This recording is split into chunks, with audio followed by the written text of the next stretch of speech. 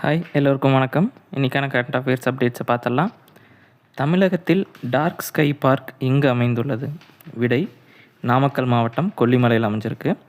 இரவில் வானத்தில் தெரியக்கூடிய நட்சத்திரங்கள் மற்றும் கிரகங்கள் தெளிவாக காண லைட் பொல்யூஷன் குறைக்கப்பட்ட பாதுகாக்கப்படும் சிறப்பு பகுதி கொல்லிமலைன்றதுனால இந்த டார்க் ஸ்கை பார்க்கை கொல்லிமலையில் அமைச்சிருக்காங்க. இதோட பயன் பார்த்திங்கன்னா கல்வி மற்றும் ஆஸ்ட்ரோ டூரிசத்தை மேம்படுத்துறது தான். அடுத்த கொஸ்டின்: சிபிடிசி பைலட் ப்ராஜெக்ட் என்ற திட்டத்தை எந்த அமைப்பு ஏற்படுத்தியுள்ளது? Answer: RBI. சிபிடிசியோட ஃபுல் ஃபார்ம் பார்த்திங்கன்னா central bank of digital currency.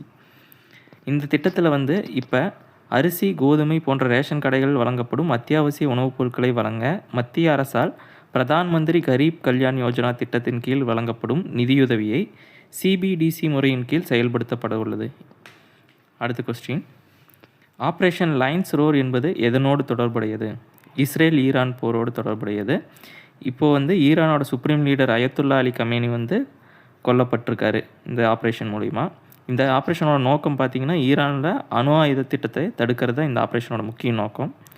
அடுத்த question: speaker of the Knesset medal என்ற விருதானது எந்த நாட்டால் பிரதமர் நரேந்திர மோடிக்கு வழங்கப்பட்டது? Answer: Israel. இது இஸ்ரேல் நாட்டோட மிக உயர்ந்த நாடாளுமன்ற விருது. இந்த கொஸ்டின் கண்டிப்பாக கேட்குறக்கு அதிக வாய்ப்பு இருக்குது. நோட் பண்ணி வச்சுக்கோங்க. அடுத்த கொஸ்டின்: இந்தியாவின் முதல் ஏடிஎம்பி மைக்ரான் செமிகண்டக்டர் டெக்னாலஜி ஆலை எங்கு அமைக்கப்படுகிறது? ஆன்சர்: குஜராத் மாநிலம் சானந்த்ன்ற இடத்துல இந்த ஆலை அமைக்கப்படுகிறது. ஏடிஎம்பியோட ஃபுல் ஃபார்ம் பார்த்திங்கன்னா assembly, testing, marking and packaging. இந்த மாதிரி மோர் கரண்ட் அஃபேர்ஸுக்கு நம்ம சேனலை சப்ஸ்கிரைப் பண்ணிக்கோங்க. ஃபாலோ பண்ணாதவங்க ஃபாலோ பண்ணிக்கோங்க. தேங்க்யூ.